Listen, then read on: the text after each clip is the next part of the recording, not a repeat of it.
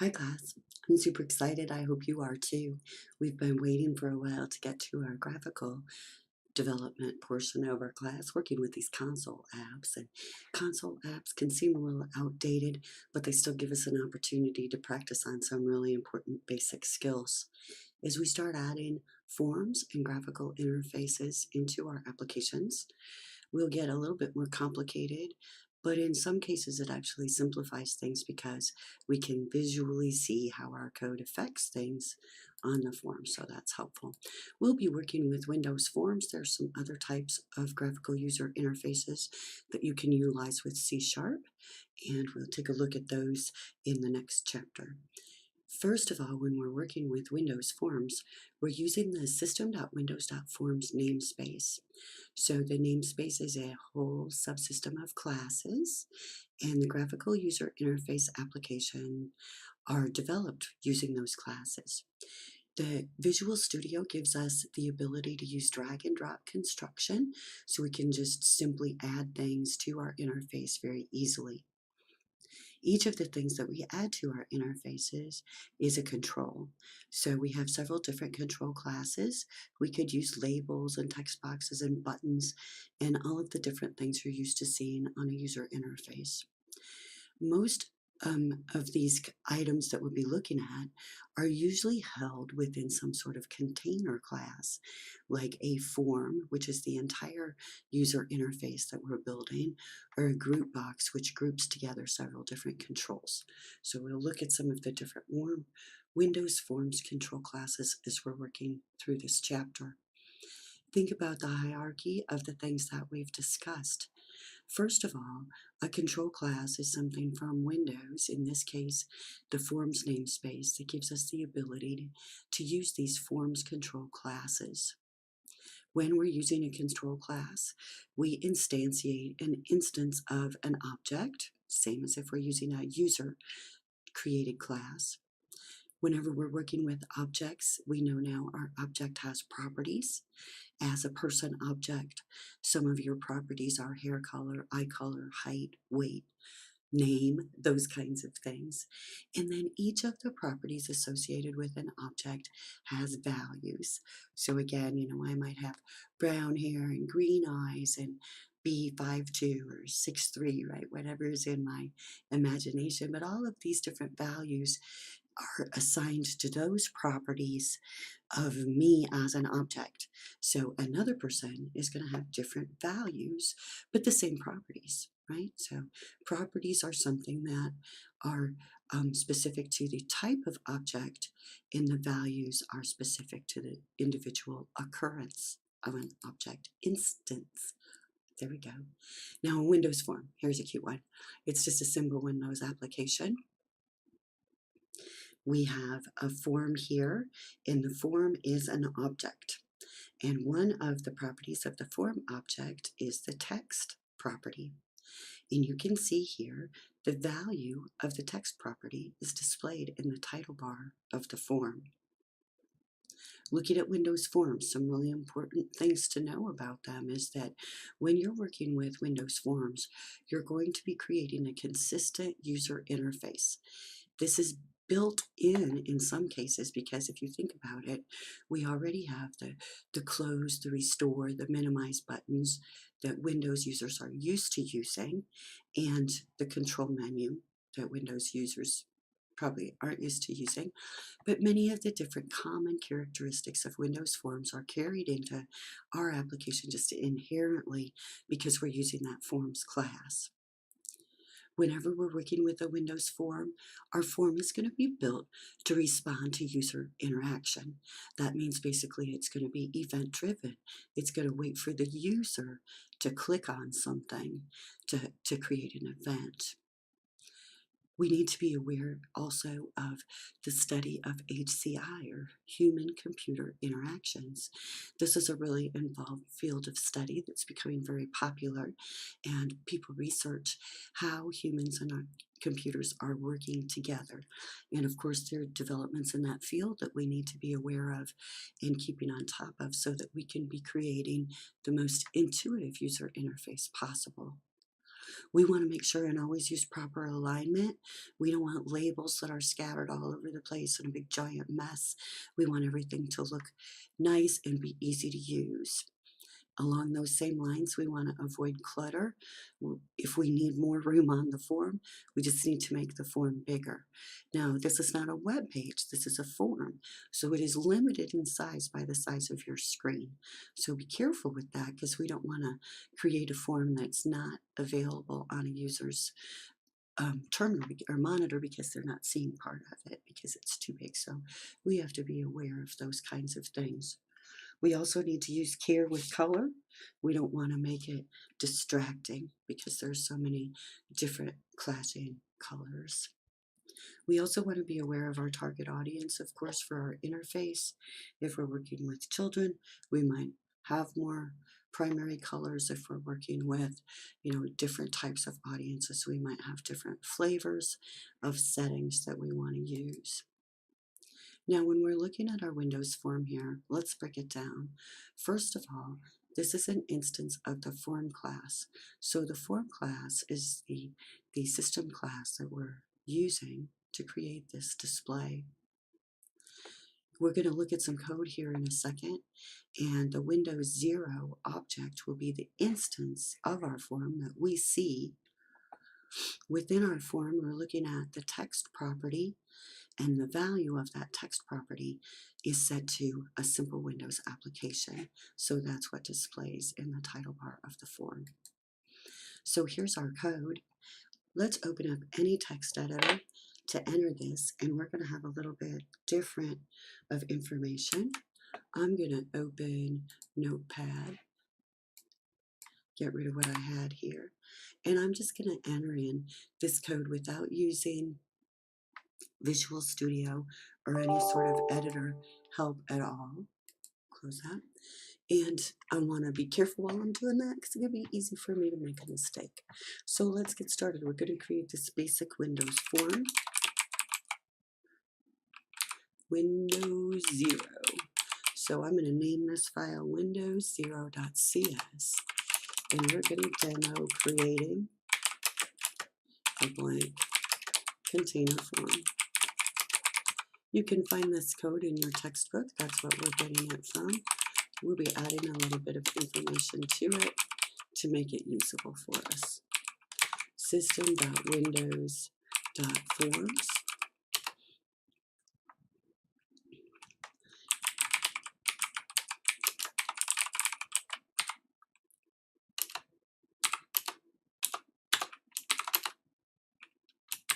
I was waiting for it to pop in that closing curly brace.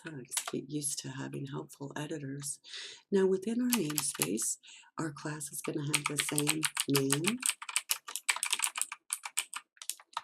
And we're going to see a little change to this class statement. After our class name, we're going to add a colon character and say that this class inherits from the system forms class. So that'll give us all those characteristics of a Windows form. And of course, we talk about inheritance more in C#2. Put in my open and closing curly braces. Kind of slow, huh? Now, within our class for our form, we're going to have a constructor. So just like our earlier class implementations that we saw, our constructor defines how an instance of our class should be created. It's a special type of method, remember, that just doesn't have a return type, and of course it has to be the exact same name as our class. So in this constructor, we're going to set our text property of our form equal to simple Windows application. We can do this because our current object for this constructor is a form object, and that form object has a text property. We saw that earlier, and that text property we'll display is the title. Now I need a main class to create, or a main method to activate this or to run my application. So I'll create my main within this same class. My main is always static. I can only have one running in memory.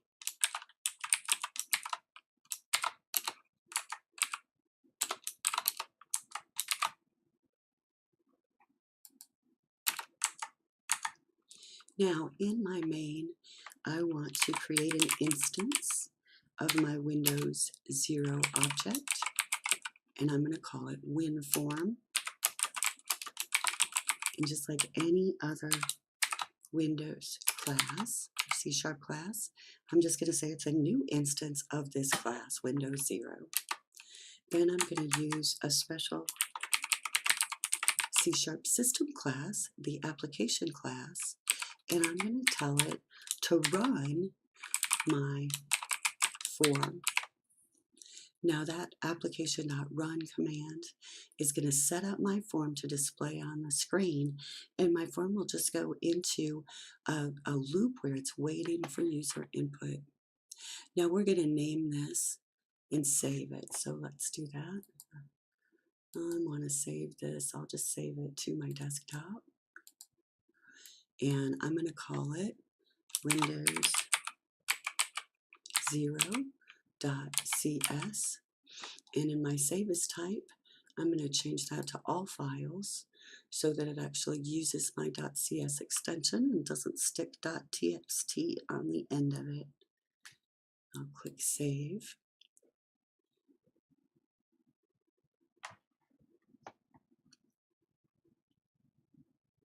So then I'm going to go to my desktop.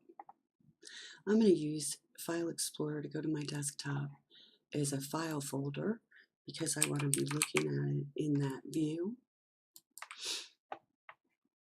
So I'll just go to my desktop, and there is my desktop folder. And here's my Windows 0.cs file that I just saved. I'd like to open a Windows command prompt and run this program from the command prompt.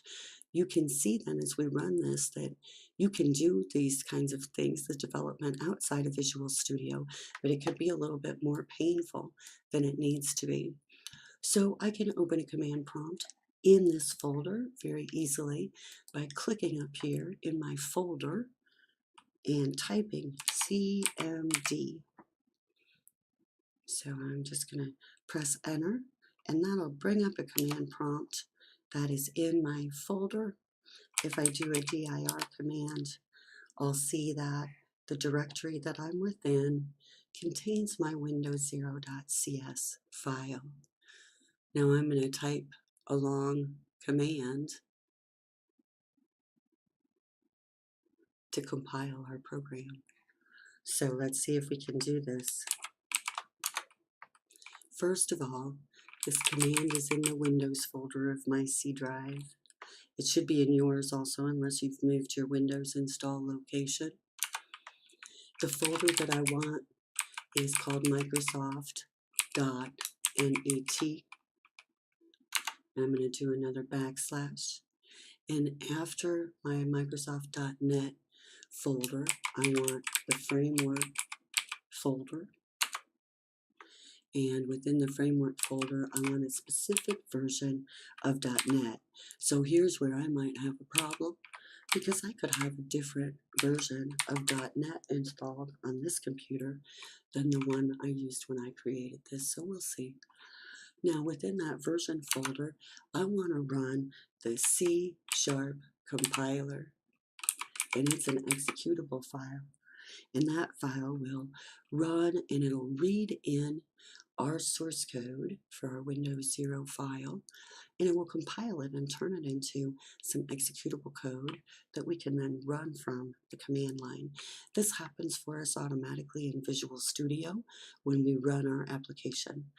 Our program will be built or compiled. Now I want to add some switches to this statement, and switches just alter the way this command works. So I'm going to press a space and then a /, so the opposite slash of what I was using before. And I want to use the T switch with a colon to tell the compiler that I want it to produce an executable file for me. And then I'm going to use the /out switch to tell it where I want the output placed. And I want the output placed in a file named windows0.exe. Now the last thing I need to specify is my input file to the compiler. What source code do I want compiled? Well, it is this windows0.cs file. So that's my complete statement. It's quite long. Like I said, we're going to see if it works. Go ahead and get that typed in. Notice where you are. I started at this greater than sign on my command prompt. That's the insertion point. That's where I can begin typing a command. The command I typed was very long. I really just want to run this C# compiler, but in order to do that, I had to tell Windows where exactly that compiler is saved on my computer, and it's in the Windows folder, in a .NET folder. The compiler. So I'm ready to run this command. I've specified the location of the C# compiler in my .NET framework folder, and that I want my output to go to an executable file in the current folder, and I want the input to be my windows0.cs file.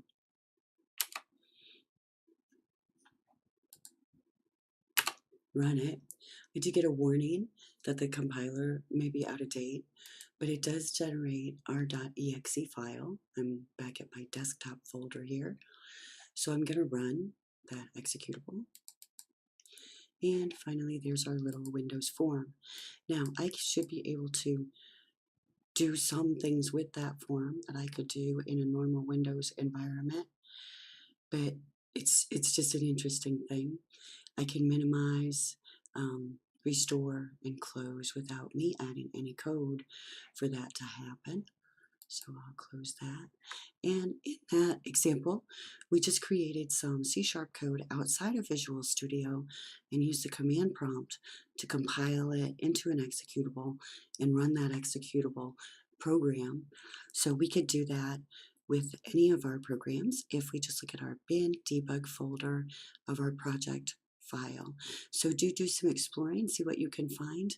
This was a really So we've created our first Windows Forms application outside of Visual Studio. It is a little confusing. Visual Studio is a super helpful tool. Review the contents of the code that we created. We created our class that inherits from the system form class. We created a constructor to say if somebody creates an instance of this class, set the text equal to this value. Our main method still starts our program, and in our main, we use that class constructor to create an instance of our Windows form called WinForm, and then we use the Windows application class to run that form. So just a few lines of code, but a lot going on, lots of pieces. When we're working with console-based applications, a lot of our code has been top-down. We've mixed in a little bit of class-based code with it just to add an extra component for you. We've always used a character-based display for our programs. Our main method, closing curly brace, has halted the execution of our program, and we've used the operating system and the console for input and output to our program. When we switch to Windows Form environment, we'll see that our code becomes event-driven. Our form is basically sitting in the process loop waiting for our user to create some sort of event. We will be notified by the operating system that an event has occurred, and then we will have in our code created event handling code or event handlers that are special methods that just have the code that's supposed to be executed when a given event occurs. So if somebody clicks OK, the operating system will tell us about it, and with Visual Studio and C#, we'll run our OK event handler.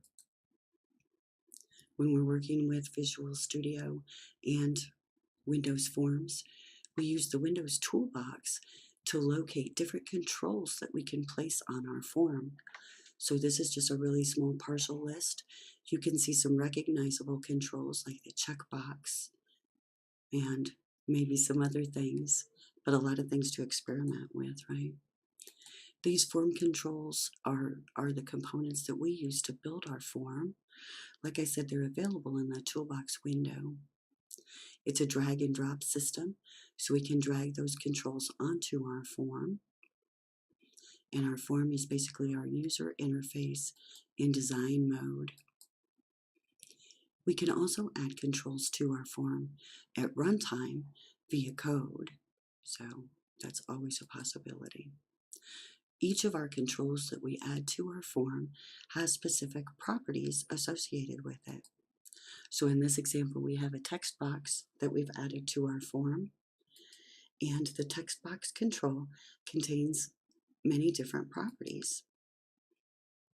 We can view the properties for any selected item in our Properties window. The top of the Properties window shows us the name of the control that we're working on, so we can always be sure that we're in the right place. Underneath the name, we have a small toolbar with tools that work just within the Properties window. I always keep my properties sorted alphabetically because it makes them easier for me to find. Underneath the toolbar, then, we have the list of all of the properties that are available for this text box type of control and their currently assigned values. So right now, the maximum length of text that somebody could type into this text box is 32,767 characters, being the default. So all of these values can be changed at design time when we're creating the form or at runtime when we're executing code that is dependent upon our form. So a form is just an instance of a class that has a GUI interface capability. We add controls to our form, and each of the controls have properties that we can update, and each of those properties have values. So in the next video, we'll create Hello World Part 2 so that we can update our Hello World application to be a Windows forms-based app. Thank you.